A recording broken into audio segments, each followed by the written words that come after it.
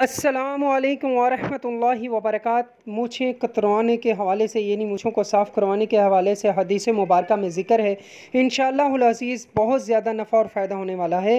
سن نسائی شریف جلد اول طہارت کی کتاب میں یہ بات موجود ہے۔ آئیں دیکھتے ہیں کہ نبی کریم صلی اللہ علیہ وسلم کا فرمان کیا ہے۔ سن نسائی شریف جلد اول طہارت کی کتاب حدیث نمبر 13 ہے 13۔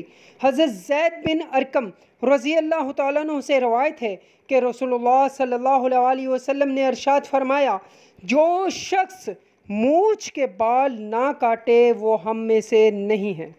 انشاءاللہ العزیز اس حدیث مبارکہ کی طرف آپ توجہ کریں، اللہ تعالی ہمیں عمل کی توفیق عطا فرمائے۔ انشاءاللہ اس کے بعد میں آپ کے سامنے اس سے اگلی حدیث ہے، اس کو انشاءاللہ تعالی اس کی ویڈیو بنا کے پیش کروں گا کہ اس کے اندر ذکر ہے کہ مونچھیں کٹائیں، داڑھی بڑھائیں، یعنی مونچھوں کو کٹوانے کے حوالے سے، کم کروانے کے حوالے سے اور داڑھی کو بڑھانے کے حوالے سے اس میں موجود ہے۔ نبی کریم صلی اللہ علیہ وسلم کی ہر حدیث میں اور حضور کی ہر سنت میں نفع ہی نفع ہے۔ اللہ تعالی ہمیں عمل کی توفیق عطا فرمائے، آمین۔ السلام علیکم ورحمۃ اللہ وبرکاتہ۔